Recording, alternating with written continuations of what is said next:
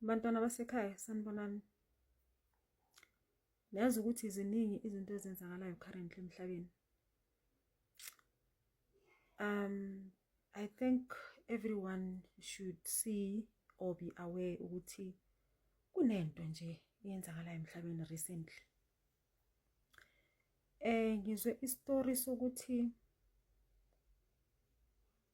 abantu mabaya ema-clinic or ezibhedlela abathola medication, kune shortage ye medication ezibhedlela.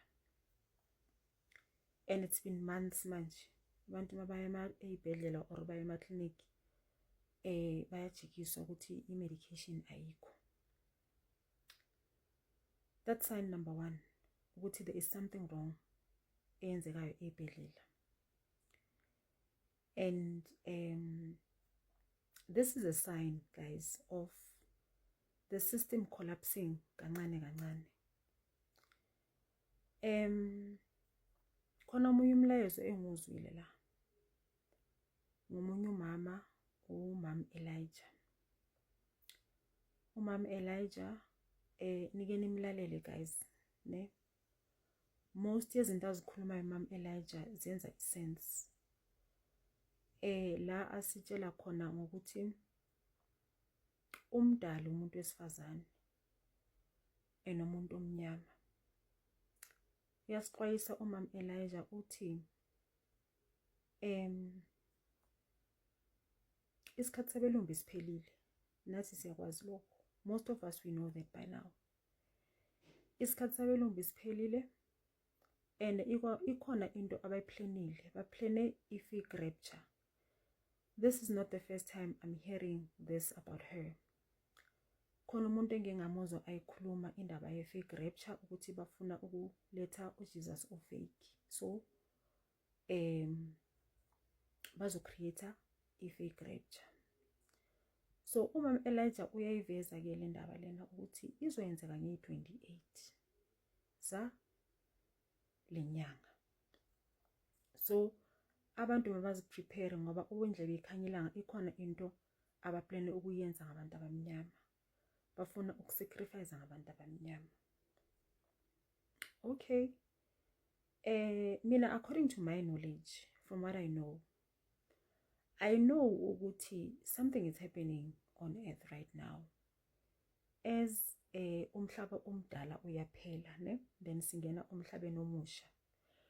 So these people are aware what is happening. So bona inhloso yabo ukuthi mina the way ngicabanga ngakhona ukuthi bahambe nabantu abaningi abantu abamnyama. And forgetting ukuthi abantu abamnyama bawonkulunkulu. You can't kill uNkulunkulu, right? Fine. That is why umam Elijah, she's sending these messages ukuthi black people be warned ukuthi aboyindlebe ikhanyela ngabaplane ini ngempilo zenu. So prepare yourselves. Sugani entweni zabelungu. I think I've said this many times now. Ngakhipha ama messages last year ukuthi ama elders amakhosi athi phumani entweni zabelungu. Everything and anything ethi mlungu phumani lapho. But then they did not say to me uthi why. Bathi ke mina khiphani nabantwana benu ezikolweni. Phumani nasemisebenzini yalabantu. Yonke into ethi mlungu nje phumani kuyo. So manje sengiyezwa ngomama Elijah lana sekayichaza ukuthi hey labantu lana ikhona into abayiplanile enkulu ngani. If nina abantwana basesikolweni abasema university khiphana abantwana lapho. Imisebenzi izophela. Ukudla ekela ukudla inyama kakhulu. I've said all these things on my videos. Yekelani ukudla okurong. Yekelani ukuhamba izinto zabelungu. Abelungu ikhona into abayiplanile ngayo. Ngani bafuna ukunibulala. So mangizwa lama message lawa aqhamuka kuye, I'm not surprised mina because all these messages I've also received them.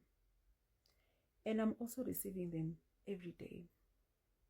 So mina ngumuntu onjani ke ngumuntu othi makaqeda ukuzwa i-message isikhathini esiningi I connect with my higher self and then ask ukuthi if is it true now. Then I'll get a download that says yes, it's true. And if some of the things are true, yes, I do get a confirmation ukuthi yes, it's true. So uyasixwayisa-ke lana uthi kithi towards i-28 abantu mabazame ukuphuma kancane kancane kule nto lezi zabelungu, ne? Because abelungu baplane ukuhlasela ngamadimoni. Amadimoni azolanda iy'ngane zabo. So if wazi ukuthi you are still under a church, phuma lapho. Ngoba leyo ndawo leyo yindawo kaSathane. Many people have been saying it, but abantu abasabelivela lapho kuleso space leso bayathukana. But it's fine, bazoyibonela. Uyasho-ke ukuthi abantu mabaphume emasontweni, abantu mabaphume ey'bhedlela, abantu mabaphume ey'kolweni, abantu mabastophe ukudlala ukudla abakudlayo, abantu mabadlalele kude nama-mall. Because athi inkulu into abayiplanele labantu laba. Bafuna ukukholapsisa nama-mall, bafuna ukukholapsisa iy'bhedlela, bafuna ukukholapsisa iy'kole. So abantu mabadlalele kude nalezo iy'ndawo lezo. So guys, remember that the old earth is dying. Singena ku new earth.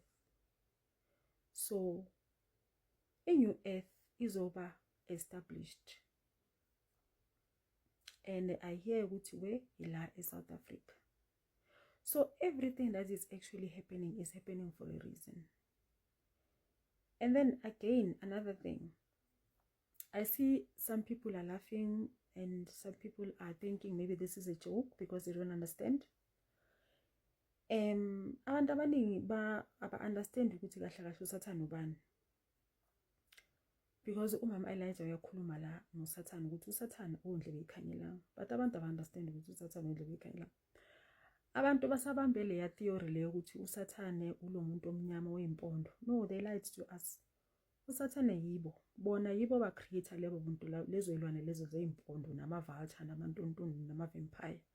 Nalelwane lezo ze-snakes, ama-draconians.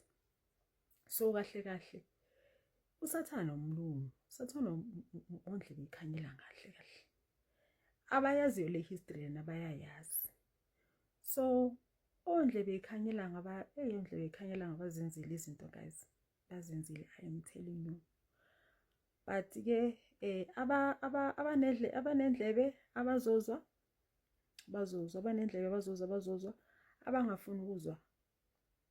And then she gave advice ukuthi abantu from year 25 baqale bazi-prepare, ne? Start eating healthy, singasadli lokudla loku wrong. And then secondly, sifafaze imizi yethu ngetswayi because amadimoni awazwani netswayi. I'm sure by now lokho sesiyakwazi isibaningi. Athi amanzi olwandle are powerful, amanzi anotswayi are powerful. And futhi athi amanzi abandayo are powerful. I'm sure most of us we know that by now. Especially abantwana abaneyithunywa. Hayi leyo message leyo akekho umuntu ongayazi ukuthi amanzi abandayo are powerful. Amanzi abandayo are powerful ngenye indlela. So ama advices awakhiphile ke la umama ukuthi sizilungise. We don't know ukuthi when is it going to happen. It might not even happen on that date. I couldn't, but something is coming. I am telling you.